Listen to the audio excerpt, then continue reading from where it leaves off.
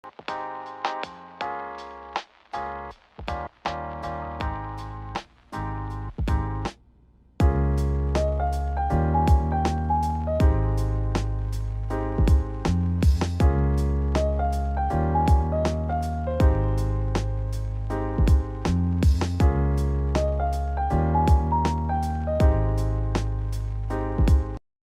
students, I welcome you all in the new session of Haryana EduShrit. I hope you are learning and understanding the concepts you have done in earlier classes. Myself Archana Arora, PGT Chemistry from GHS Rice, Sonipat, Haryana. We are dealing with important organic reactions and conversions for class 11th organic chemistry. These conversions and reactions are not only important for 11th standard, these all are very important for 12th standard as well. Objectives which we are dealing with this session are Wurtz reaction, Fittig reaction, Wurtz-Fittig reaction, hydration reaction, dehydration reaction, beta elimination reaction, Markovnikov's rule, anti-Markovnikov's rule, Friedel-Crafts alkylation, Friedel-Crafts acylation, decarboxylation reaction. Wurtz reaction, the reaction in which alkyl halides on treatment with sodium metal in dry ether solution gives higher alkane.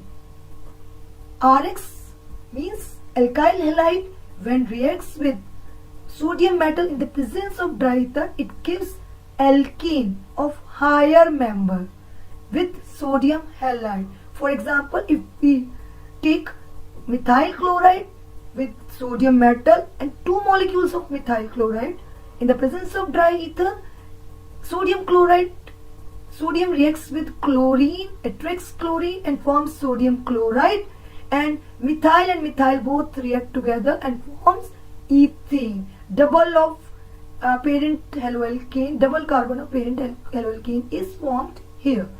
Fittig reaction, the reaction in which aryl halides on treatment with sodium metal in dry ether solution gives higher aromatic compounds. In this we are taking, instead of methyl chloride, here we are taking aromatic halide, and in the presence of same sodium metal with the dry ether, it forms methyl. Instead of methyl and methyl reacts, there reacts benzene and benzene both connected together and forms diphenyl, or we can say biphenyl, with the presence of sodium chloride. Wurtz-Fittig reaction is the combination of Wurtz and Fittig reaction. In this, the reaction of aryl halides with alkyl halides in the presence of sodium metal and dry ether to give substituted aromatic compounds. Let me clear you these topics on board as well, so that I can make your understanding and concepts more easier and in some interesting and tricky way. तो अब उसी को हम थोड़ा सा interesting way में लेते हैं. हम क्या करते हैं, वुड्स रिएक्शन, फिटिग रिएक्शन और वुड्स फिटिग को जरा दूसरे स्टाइल से पढ़ते हैं. देखिए, सबसे पहले हम क्या करते हैं, इसमें सिमिलर देखते हैं क्या क्या सिमिलर होता है. इसमें सिमिलर क्या क्या होता है बच्चों, सबसे पहले हेलोजन और हेलोजन सिमिलर होता है. हेलोजन और हेलोजन सिमिलर होता है. हेलोजन ये एक्स आइडेंटिफाइज हेलोजन, और इस हेलोजन के बीचों बीच क्या होते हैं, सोडियम मेटल. इसके बीचों बीच क्या होता है, सोडियम मेटल. इसके बीचों बीच क्या होता है, सोडियम मेटल. ये तो थी बात जहां सब कुछ सिमिलर की बात है.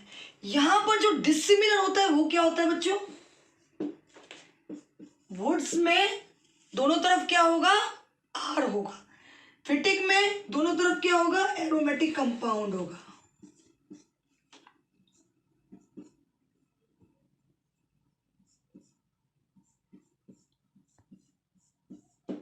और वुड्स फिटिग में क्या होगा, एक तरफ आर होगा और दूसरी तरफ हमारा एरोमेटिक कंपाउंड होगा. तो हमने सिमिलरिटीज भी देख ली, डिसिमिलरिटीज भी देख ली. सबसे पहली बात आपने क्या ध्यान रखनी है केमिस्ट्री के अंदर, कि मेटल जब भी नॉन मेटल के साथ मिलता है तो वो एक उसकी तरफ भागता है, वो फटाफट से क्या कर लेता है, उसको एक्सेप्ट कर लेता है और उसके साथ के साथ क्या बन जाता है बच्चों, क्या बन गया, 2NaX, similarly 2NaX, similarly 2NaX। तो सभी केसेस में हमारा क्या बन रहा है साथ में, 2NaX 2NaX 2NaX, क्योंकि हमने दो मॉलिक्यूल्स लेके चले। जहां पर वुड्स की बात आती है वहां पर एल्काइल और एल्काइल जुड़ जाएंगे और डबल ऑफ कार्बन एटम हमारे सामने आ जाएंगे। तो जो एल्केन बनेगा वो क्या बनेगा, हायर एल्केन बनेगा। और फिटिक में क्या होगा, दोनों क्या जुड़ जाएंगे बच्चों, दोनों क्या जुड़ जाएंगे, बेंजीन रिंग जुड़ जाएंगी और क्या बनेगा, बाइफिनाइल और you can say diphenyl here. और इसमें क्या होगा बच्चों, क्या क्या जुड़ेगा यहाँ पर, देखिए यहाँ पर ये और ये जुड़ेंगे और क्या बन जाएगा हमारा, इस तरह से सब्स्टिट्यूटेड एरोमेटिक कंपाउंड बन जाएगा बच्चों। अब बात करते हैं, हमने बड़े इंटरेस्टिंग वे में इसको सिंप्लीफाइड वे में हमने इसको समझ लिया। अब बात करते हैं इसको लर्न करने की ट्रिक बताते हो बच्चों। आजकल किसका जमाना है, डिजिटल का जमाना है, स्मार्टफोन्स का जमाना है और हम सबसे ज्यादा क्या यूज करते हैं स्मार्टफोन में, व्हाट्सएप और फेसबुक यूज करते हैं। तो हम क्या करते हैं, इसको याद करने के लिए हम कंसेप्ट याद रखते हैं व्हाट्सएप और यहाँ पर बात करते हैं हम फेसबुक की। देखो कैसे, व्हाट्सएप का W से याद रखेंगे हम वुड्स रिएक्शन और ए से क्या याद रखेंगे हम, alkyl group. WhatsApp woods app alkyl group, मतलब जब वुड्स रिएक्शन की बात आएगी तो हम क्या यूज करेंगे वहां पर, दोनों एल्काइल ग्रुप, ये भी एल्काइल ग्रुप और वो भी एल्काइल ग्रुप। अब बात करते हैं हम फिटिक रिएक्शन की। फेसबुक मतलब F फॉर फिटिक और B फॉर बेंजीन। हो गया ना बेटा इंटरेस्टिंग, मतलब हमने जो हमारी डेली लाइफ में कितना ज्यादा यूज में आ रहा है हमने उसको वुड्स और फिटिक, क्योंकि जनरली बच्चे क्या हो जाते हैं, कंफ्यूज हो जाते हैं वुड्स कहाँ से किसके बीच में है और फिटिक किसके बीच में है। ये फिटिक आपको 11th में नहीं पर 12th में बहुत काम आने वाली है, फर्स्ट ही चैप्टर में, तो इसीलिए मैंने आपको बता दी। और वुड्स फिटिक में हमारे दोनों होते हैं, व्हाट्सएप भी होते हैं और फेसबुक भी होते हैं। तो हो गया ना इंटरेस्टिंग इस तरह से नेम रिएक्शन। जो टॉपिक सबसे ज्यादा डिफिकल्ट लगता है हम उसी को इंटरेस्टिंग बनाने की यहाँ ट्राई कर रहे हैं। Now coming to hydration reaction. The reaction hydration stands for water. The reaction in which addition of water molecule to an alkene or we can say alkyne in the presence of acid.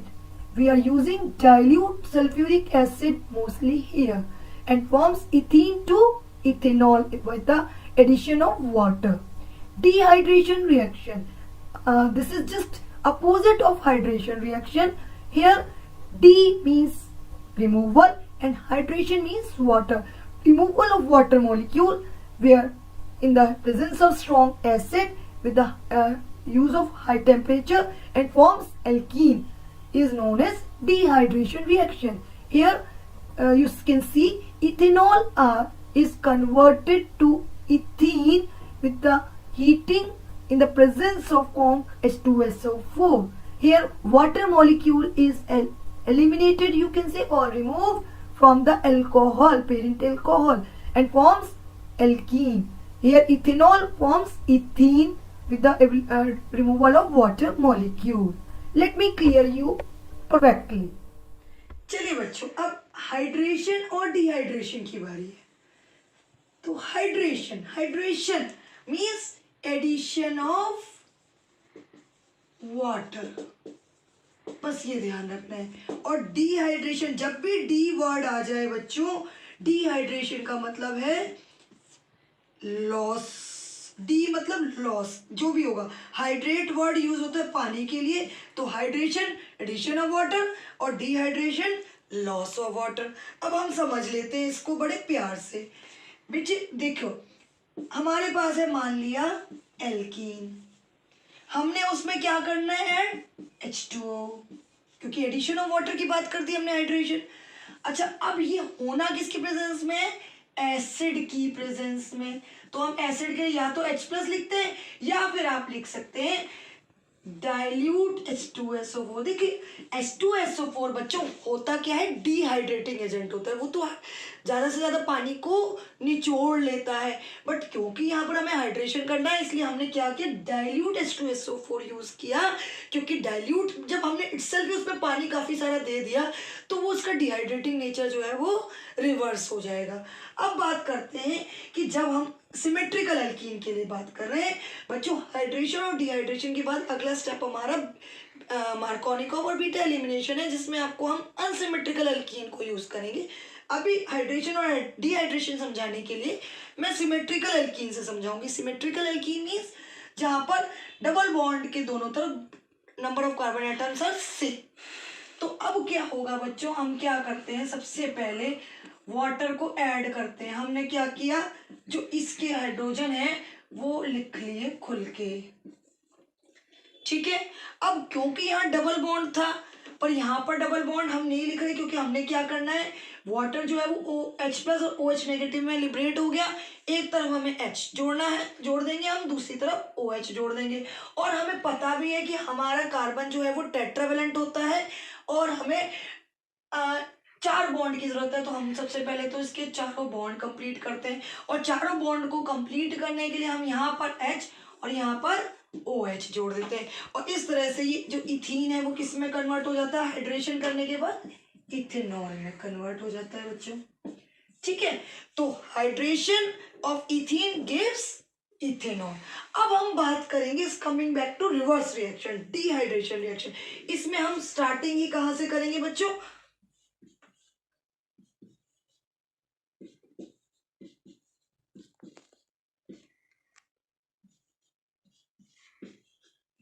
हम ethanol से start करते हैं। Ethanol यहाँ पर क्या करेगा बच्चों? ये कॉन्क H2SO4 की प्रेजेंस में इसने यहाँ पर डिहाइड्रेशन करना है, मतलब लॉस करना है। तो सबसे पहले हम क्या करेंगे? दोनों ही कार्बन से, पहला कार्बन क्या माना जाएगा बच्चों? जिस कार्बन से फंक्शनल ग्रुप अटैच होता है उसको हम जनरली क्या बोलते हैं? Alpha carbon. नेक्स्ट रिएक्शन में हम आपको बताने ही वाले हैं। और जो उससे नेक्स्ट कार्बन होता है उसको हम बोलते हैं बीटा कार्बन। तो अल्फा कार्बन और बीटा कार्बन से H और OH मॉलिक्यूल बड़ी आसानी से लूज हो जाएंगे, क्योंकि कॉन्क H2SO4 जो है वो जैसे एसिड जब किसी की बॉडी पे पड़ता है तो उसका जो बॉडी है वो पूरी की पूरी सड़ जाती है। क्यों? क्योंकि उसके अंदर से जो पानी है वो पूरा का पूरा खत्म हो जाता है। डेट मीन्स वो उसकी बॉडी के अंदर का जितना भी हाइड्रेटेड पार्ट है वो निचोड़ लेता है। तो कॉन्क H2SO4 जो है वो बहुत ही अच्छा डिहाइड्रेटिंग एजेंट है, वो पानी उसके अंदर से निकाल लेता है। तो हमारा जो है H2O बाहर निकल गया। अब आप देखिए यहाँ क्या बच गया हमारे पास? कार्बन कार्बन के साथ आपके 2 हाइड्रोजन बच गए। पर क्योंकि यहाँ पर वैलेंसी सेटिस्फाई नहीं हो रही इसीलिए अब ये जो बॉन्ड है वो कहाँ पर आ जाएगा? टूट के डबल बॉन्ड के रूप में आ जाएगा और इस तरह से इथेनॉल से दोबारा इथीन कन्वर्ट हो गया। तो इथीन से इथेनॉल बनाना है तो हाइड्रेशन करना है, इथेनॉल से इथीन बनाना है तो हमें क्या करना है बच्चों? डिहाइड्रेशन करना है। जब हमने हाइड्रेशन करना है तो डाइल्यूट H2SO4 लेना है और जब हमने डिहाइड्रेशन करना है तो हमें कॉन्क H2SO4 लेना है। Hydration means addition of water molecules, dehydration means loss of water molecules. मुझे लगता है आपको क्लियर हो गया होगा। Decarboxylation reaction. This is very simple reaction. In this, D again stands for removal and carboxyl stands for COO group or CO2. In this reaction, the sodium acetate or you can say sodium derivative of acid is heated with soda lime. Soda lime is none other than caustic soda, mixture of caustic soda and calcium oxide in the ratio of 3:1. 3 means 75% is caustic soda means sodium hydroxide and calcium oxide is just 25%. This is just to use as a hygroscopic nature. Calcium related compounds are hygroscopic means water absorbing capacity is there. They forms sodium acetate is converted to methane and forms sodium carbonate. COO group is removed from here and forms sodium carbonate. Sodium acetate means ethanoate, means 2 carbon is now converted to 1 carbon parent alkane. means अगर आप 2 carbon वाला sodium derivative of acid लेते हैं, it will form 1 less than that alkane, 1 carbon atom less than that parent acid, derivative of acid, and forms alkene, and this is in the presence of soda lime. Decarboxylation. D stands for removal, carboxyl stands for CO2. मतलब removal of COO group is known as decarboxylation. Very simple reaction. Like we are taking our COONA. This is known as sodium salt of carboxylic acid. So sodium salt of carboxylic acid, this reaction is taken in the presence of soda lime. And what is it? Soda lime. Soda stands for caustic soda. Caustic soda means NaOH. Or it is in the presence of lime also, तो यहाँ पर हम लिखते हैं calcium oxide. Actually soda lime में lime इसलिए use लिया जाता है क्योंकि कैल्शियम ऑक्साइड जो है वो एक हाइड्रोस्कोपिक नेचर लेकर के चलता है, कैल्शियम रिलेटेड कंपाउंड्स. तो वो वाटर कहीं मिसमैनेज ना कर दे तो वाटर को एब्जॉर्ब करने की टेंडेंसी रखता है. तो यहाँ पर होगा क्या बच्चों, देखो यहाँ पर हमारा RCOONA कहाँ से क्या निकलेगा, देखिए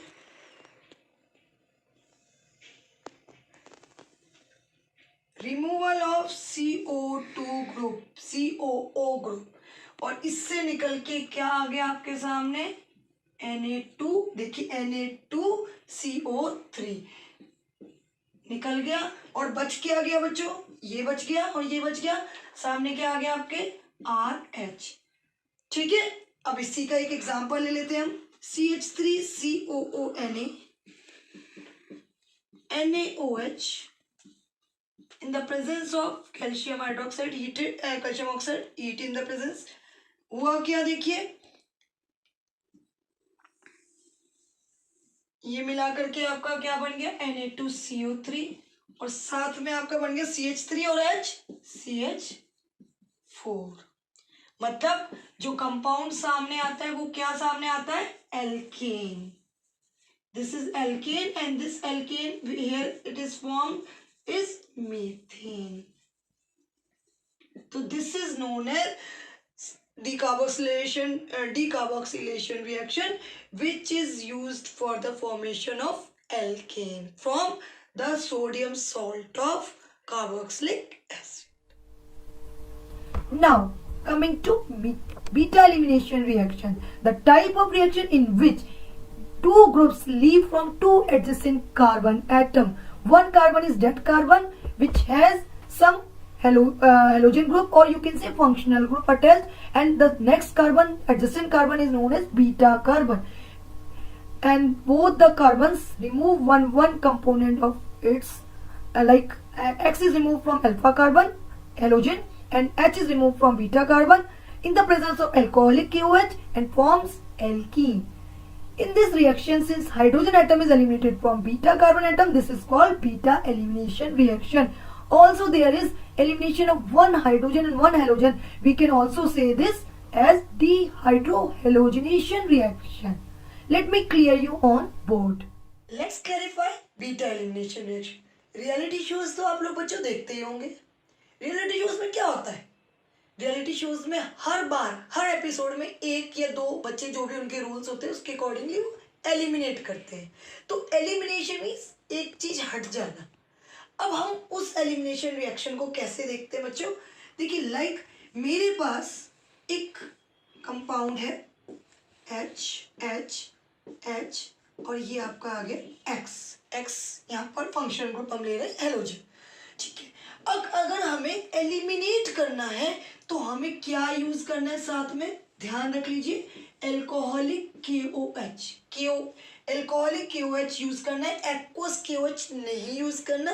ये नेक्स्ट क्लास में आप पढ़ने वाले हैं कि एक्वस KOH न्यूक्लियोफिलिक सब्स्टिट्यूशन में यूज होता है, जबकि एल्कोहलिक KOH जो है वो बीटा एलिमिनेशन के लिए यूज होता है। सबसे पहले आपने क्या करना है, आपको मैं ये बताना चाहूंगी कि जिस भी कार्बन पर फंक्शनल ग्रुप होता है, वो फंक्शनल ग्रुप जो भी डिफरेंट होता है H और C से, दैट इज फंक्शनल ग्रुप, उस कार्बन को हम क्या बोलते हैं बच्चों, अल्फा कार्बन। और जो उसका पड़ोसी कार्बन होता है उसको हम बोलते हैं बीटा कार्बन।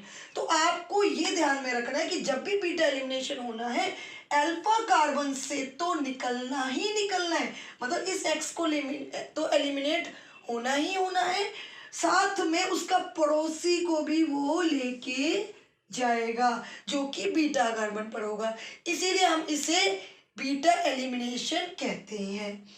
ठीक है, अब बीटा एलिमिनेशन जब होगा तो क्या होगा, देखो HX तो हमारा सामने बाहर निकल ही गया है, साथ में क्या बनेगा बच्चों, देखो देखते हैं हम क्या बनता है, C हमारे पास बच क्या गया, H और H। अच्छा एक और बात, जब भी सिंगल बॉन्ड से एलिमिनेशन होगा तो यहाँ पर क्या होना चाहिए बेटा, देखो अब आपको एक चीज की कमी नजर आ रही होगी कि यहाँ पर 4 बॉन्ड्स कंप्लीट नहीं हो रहे। अगर हम यहाँ पर डबल बॉन्ड कर दें तो सबके 4 बॉन्ड्स कंप्लीट हो गए। तो आप ये ध्यान रखिए, जब भी सिंगल बॉन्ड से एलिमिनेशन होगा तो वो किस में कन्वर्ट हो जाएगा, डबल बॉन्ड में, और इस तरह से ये इथीन बन के सामने आ गया। अब ये तो थी बात बीटा एलिमिनेशन की, जब हम सिमेट्रिकल कार्बन की बात कर रहे थे, मतलब 2 थे। अगर मैं बात करूं, थोड़ा सा डिफरेंट लेते हैं हम, और हम बात करते हैं इस तरह से, मैं क्लोरीन या ब्रोमीन जो भी है मैं वो यहाँ लगा देती हूँ, और आप देखिए आपका कंप्लीट कर देते हैं।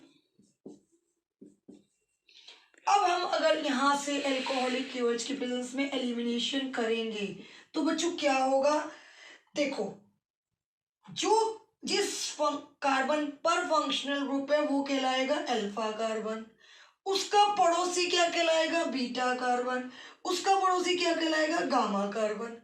क्योंकि ये भी उसका पड़ोसी है इसलिए ये भी क्या कहलाएगा, बीटा कार्बन। यहाँ पर बच्चों 2 तरह की कंडीशन आती है, यहाँ कंडीशन आती है कि ये भी बीटा है और ये भी बीटा है। डेट मीन्स एक बार हम 2 तरह के प्रोडक्ट सामने आएंगे। सबसे पहले हम देखते हैं कि अगर हम एलिमिनेशन क्या करेंगे, लेफ्ट वाले बीटा कार्बन से करेंगे तो HBr सामने आएगा। हम मान लेते हैं यहाँ -HBr कर दिया हमने, तो जो पहला प्रोडक्ट सामने आएगा बच्चों वो क्या आएगा, देखिए ये निकल गया है आपका H सामने आ गया, ये निकल गया आपका H सामने आ गया, HBr निकल गया, और यहाँ पर अगेन CH3। और देखिए अब आपको कुछ कमी नजर आ रही होगी, जब भी सिंगल बॉन्ड से कुछ एलिमिनेशन होगा तो वहां क्या हो जाएगा, डबल बॉन्ड। और डबल बॉन्ड कहाँ होगा, जिस कार्बन से, जिन 2 कार्बन के बीच में से लूज हुआ है, तो डबल बॉन्ड कहाँ आ गया, यहाँ आ गया। अब आप देखिए आपके बॉन्ड्स क्लियर हैं, और इस तरह से आपका ये प्रोडक्ट सामने आ गया। नेक्स्ट प्रोडक्ट किस तरह का सामने आएगा, देखिए सेकंड प्रोडक्ट जो आएगा वो आएगा आपका इस कार्बन, यहाँ पर अब एलिमिनेशन कहाँ से होगा बच्चों, यहाँ पर एलिमिनेशन होगा इस तरह से, तो हमारा जो एलिमिनेटेड प्रोडक्ट है वो यहाँ से आएगा -HBr। तो इसमें जो प्रोडक्ट सामने आएगा वो कौन सा आएगा बच्चों, देखो CH3 CH2 CH और CH2।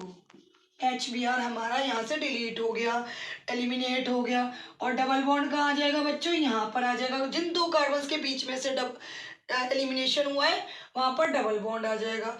अब जब इस तरह के प्रोडक्ट सामने आते हैं तो हम कहते हैं, अब इसमें से जब भी 2 प्रोडक्ट सामने आए, इसमें एक मेजर प्रोडक्ट होगा और एक माइनर प्रोडक्ट होगा। उसके लिए हमें क्या पढ़ना पड़ता है साथ में, सेडजेफ रूल। सेडजेफ रूल क्या कहता है बच्चों, सिड्ज़ेफ रूल कहता है कि more predominant will be that product which has less number of hydrogens at the either side of the carbon atom. तो मेजर प्रोडक्ट होगा ये और माइनर प्रोडक्ट होगा हमारा ये।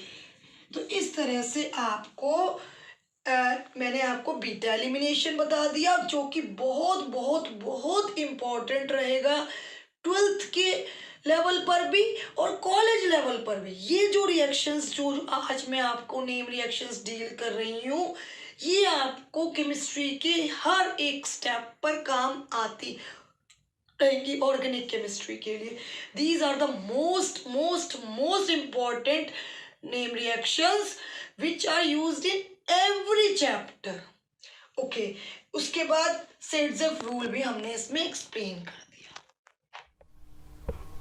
Now to Markovnikov's rule. Markovnikov's rule is also known as Markovnikov's addition reaction. In this, generally addition of symmetrical alkenes में कोई problem नहीं आती है, बहुत ही सिंपल रहता है.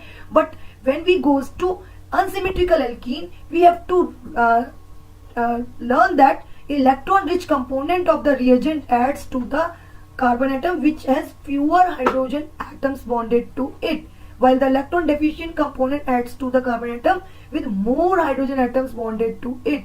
Like यहाँ हम जब HBr की बात कर रहे हैं, addendum molecule is HBr here, H is positive and Br is negative, then Br goes to dead carbon which has less number of hydrogen atom and H goes to dead carbon which is more number of hydrogen atom.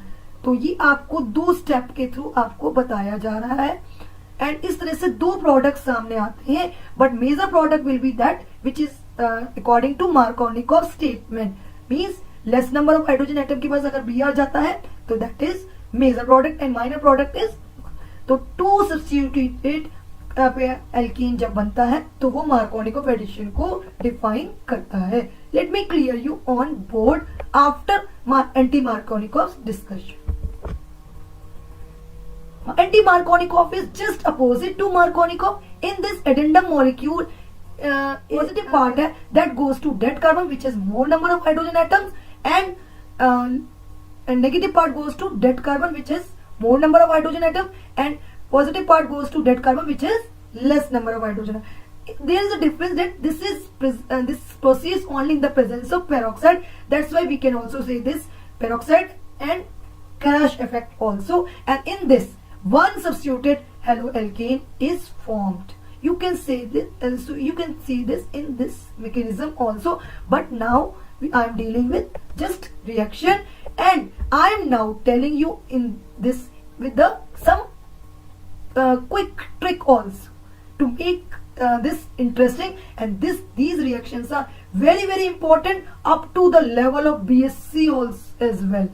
11th-12th में तो काम आएंगी, college और इससे upgraded part में भी आपको ये रिएक्शन सभी की सभी बहुत काम आने वाली हैं. तो आप इन सब के स्क्रीनशॉट्स भी लीजिए और समझिए भी.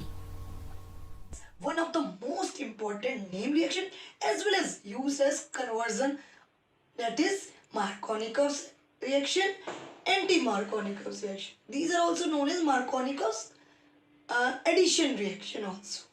तो हम डिस्कस करते हैं. This is already in the presence of alkene with the help of water.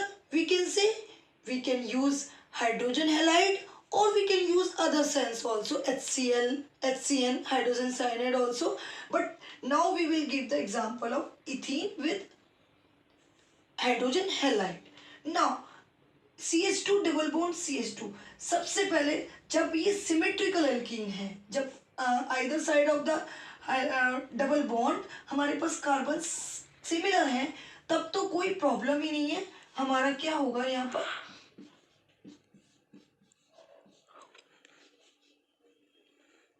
H जो है वो एक के पास चला जाएगा और Br जो है वो दूसरे के पास चला जाएगा. तो ये सिंपली हमारा ब्रोमो एल्कीन बन जाएगा. बट जहां प्रॉब्लम आती है वो क्या आती है बच्चों, जब इन अनसिमेट्रिकल एल्कीन हमारे पास होता है, जैसे CH3 CH double bond CH2. ये क्या है, प्रोपीन. प्रोपीन में डबल बॉन्ड के इस तरफ 2 कार्बन है, इस तरफ एक कार्बन है, तो इसे हम कहेंगे अनसिमेट्रिकल एल्कीन। और जब ये HBr की प्रेजेंस में होता है तो हम कोई रूल अप्लाई करते हैं, that rule is known as Markovnikov rule. But इसको लर्न करने की एक ट्रिक देना चाहूंगी, जैसे हम ट्रिग्नोमेट्री में पंडित बद्री प्रसाद हर हर भोले पढ़ते थे, उसी तरह इसमें हम पढ़ेंगे नत्थू लाल हलवाई। नत्थू लाल हलवाई, Natthu means negative charge goes to negatively charged halide goes to that carbon which has lesser number of hydrogen atoms। मतलब इसमें जो एडम मॉलिक्यूल जो है, एडमडम मॉलिक्यूल जो कि HBr है, उसमें से नेगेटिव पार्ट मतलब bromide ion will goes to that carbon which is less number of hydrogen atom and hydrogen goes to that carbon which has more number of hydrogen atom. तो इसमें क्या बन जाएगा बच्चों हमारे सामने CH3 CHBr और CH3। जनरली एक और अगले साल हम पढ़ने वाले 12th में कन्वर्जन्स बहुत सारे, तो हम ये कह सकते हैं कि जब हम एल्कीन से 2 सब्स्टिट्यूटेड एल्केन बनाते हैं तो उसमें जनरली मार्कोनिकॉव यूज होता है। अब जब कोई चीज बहुत फेमस होती है तो उसके लिए हम क्या करते हैं, उसका एक एंटी लाना पड़ता है, उसको प्रोटेस्ट, उसके विपक्ष में एक बंदा खड़ा करना पड़ता है। तो उसके यहाँ पर हमारे पास क्या आया, anti Markovnikov rule. Anti Markovnikov में उल्टा होता है, वही सेम सिचुएशन अनसिमेट्रिकल के लिए मैं आपको नहीं बताऊंगी, इसमें सिर्फ मैं आपको अनसिमेट्रिकल डिस्कस करती हूँ। यहाँ पर क्या होगा बच्चों, एडेंडम मॉलिक्यूल में हमारा नत्थु कह लो आप, इसका मतलब ये है कि negative part goes to that carbon which has more number of hydrogen atom. इसमें टोटली उल्टा होता है। एक और चीज इसमें ध्यान रखने वाली है कि ये जो रिएक्शन है ये पेरोक्साइड, किसी भी बेंजोइल पेरोक्साइड जैसे की प्रेजेंस में होती है, इसीलिए इसे हम पेरोक्साइड इफेक्ट भी बोलते हैं और खराश इफेक्ट भी बोलते हैं, क्योंकि खराश नाम के साइंटिस्ट इसमें इन्वॉल्व हुए थे। यहाँ पर क्या होगा बच्चों, negative part goes to dead carbon which has more number of hydrogen atom and positive part goes to dead carbon which has less number of hydrogen atom। तो इसमें जो हमारा प्रोडक्ट सामने आएगा वो क्या आएगा, CH3 CH2 CH2Br। मतलब यहाँ पर देखो, यहाँ पर हमारा जो प्रोडक्ट था 2 ब्रोमोप्रोपेन था, और यहाँ पर हमारा जो प्रोडक्ट सामने आया है वो क्या है, 1 ब्रोमोप्रोपेन। तो 1 ब्रोमोप्रोपेन मतलब जहां हमें एल्कीन से 1 सब्स्टिट्यूटेड एलोएल्केन बनाना होगा, हम वहां पर क्या यूज करेंगे बच्चों, हम यूज करेंगे एंटी मार्कोनिकॉव रूल। तो इन दोनों को बहुत अच्छे से ध्यान रख लीजिए। जहां पर नत्थु लाल हलवाई काम आएगा वो है मार्कोनिकॉव, और जहां नत्थु मान हलवाई काम आएगा वहां पर है एंटी मार्कोनिकॉव। और जहां 2 सब्स्टिट्यूटेड बने, एक और निशानी याद कर लीजिए, जहां पर 2 सब्स्टिट्यूटेड हेलोएल्केन का बनाना है वहां पर हम कन्वर्जेंस के लिए वहां पर हम मार्कोनिकॉव यूज करेंगे, और जहां 1 सब्स्टिट्यूटेड बनाना है हेलोएल्केन वहां पर हम एंटी मार्कोनिकॉव यूज करेंगे। आई होप आप लोगों को बहुत ही इंटरेस्टिंगली ये चीजें समझ में भी आ रही होगी। Friedel-Crafts alkylation reaction, this is very simple reaction। ये एक इलेक्ट्रोफिलिक सब्स्टिट्यूशन का ही पार्ट है, जिसके लिए मैं आपको पहले थोड़ा सा बोर्ड पर आपको हेलोजिनेशन, नाइट्रेशन और सल्फोनेशन भी क्लियर करूंगी, और फिर आपको एल्काइलेशन और एसाइलेशन समझाऊंगी। First of all we can define this is a method of generating alkyl benzenes. Alkyl benzenes मतलब बेंजीन के साथ एल्काइल ग्रुप भी सब्स्टिट्यूट होगा, and benzene by using alkyl halides. देखिए एल्काइल हैलाइड्स यूज किए हैं हमने, and benzene as reactants in the presence of Lewis acid. AlCl3 acts as a Lewis acid here, such as FeCl3 or AlCl3. Let me clear you on board after the acylation definition. Friedel-Crafts acylation, the reaction of an arine with acyl chlorides or anhydride, acetic anhydrides or anhydrides we can say, using a strong Lewis acid as catalyst. The reaction proceeds via electrophilic aromatic substitution. मैंने जैसे आपको बताया ये electrophilic aromatic substitution के लिए ही reaction सारी use होती है. जैसे कि इसमें बेंजीन के साथ अब आप जब एसिटाइल क्लोराइड यूज कर रहे हैं तो इसका जो ये पार्ट है CH3CO वाला जो पार्ट है वो कहाँ अटैच हो जाएगा, बेंजीन रिंग से अटैच हो जाएगा, और जो H बेंजीन रिंग से निकलेगा वो इसके Cl के साथ रिएक्ट होकर HCl बना देगा इन द प्रेजेंस ऑफ AlCl3. और जब हम एसिटिक एनाइड्राइड लेंगे तो वो HCl की जगह CH3COOH बना देगा. तो मैं इसको बोर्ड पर डिस्कस करती हूँ. एयरक्राफ्ट एनाइलेशन और एसाइलेशन को समझाने के लिए बच्चों मैं सबसे पहले आपको थोड़ा सा इंट्रोडक्शन, बहुत स्लाइड सा इंट्रोडक्शन हेलोजिनेशन, नाइट्रोजन और सल्फोनेशन टाइप की इलेक्ट्रोफिलिक सब्स्टिट्यूशन रिएक्शन पर देना चाहूंगी. हेलोजिनेशन में क्या होता है, जब हम बेंजीन रिंग के साथ जब हम Cl2, हेलोजिनेशन मतलब जैसे Cl2 को ऐड करना चाहते हैं तो होता क्या है बच्चों, जैसे Cl2 जो है वो दो Cl से मिलके बनता है, तो हमने मान लिया कि एक ये माइनस हो गया और एक प्लस हो गया. और इलेक्ट्रोफिलिक सब्स्टिट्यूशन है मतलब इलेक्ट्रॉन लविंग स्पीशीज, तो वो पॉजिटिवली चार्ज पार्ट जो है वो बेंजीन रिंग से अटैच हो जाता है, सब्स्टिट्यूट हो जाता है, और वहां से एक H निकल के बाहर आ जाता है. और देखिए होता क्या है, इस तरह से हमारे पास क्लोरोबेंजीन सामने आता है, और साथ में जो प्रोडक्ट बनता है वो क्या बनता है, यहाँ से H निकला, जहाँ Cl ने अपनी जगह बनाई वहां से H निकला और HCl के रूप में सामने आ गया. इसी तरह से ये जो रिएक्शंस होती हैं ये AlCl3 या FeCl3 जैसे कैटलिस्ट की प्रेजेंस में होती है. इसके बाद इसी तरह से नाइट्रेशन होता है. नाइट्रेशन में OH माइनस और NO2 प्लस होता है, तो NO2 जो है वो यहाँ जहाँ क्लोरीन आएगा वहाँ NO2 सब्स्टिट्यूट हो जाएगा, और वो रिएक्शन जो है वो H2SO4 की प्रेजेंस में होती है.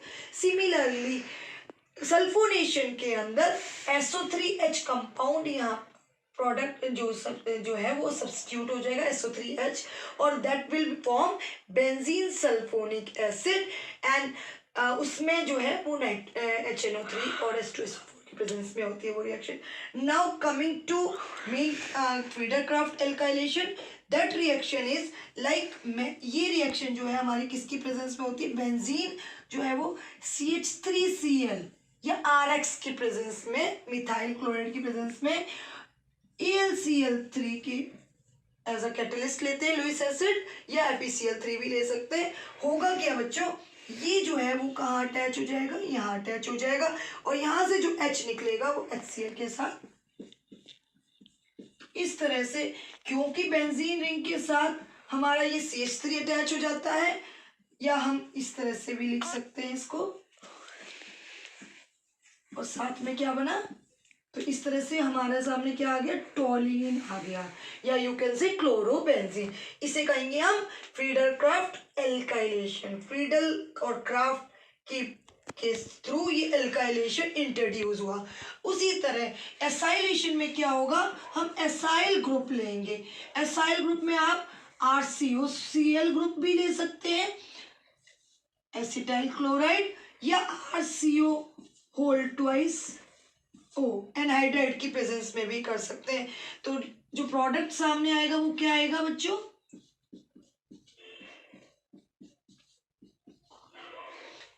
ठीक है, तो इसे हम कहेंगे बेंजोफिनोन.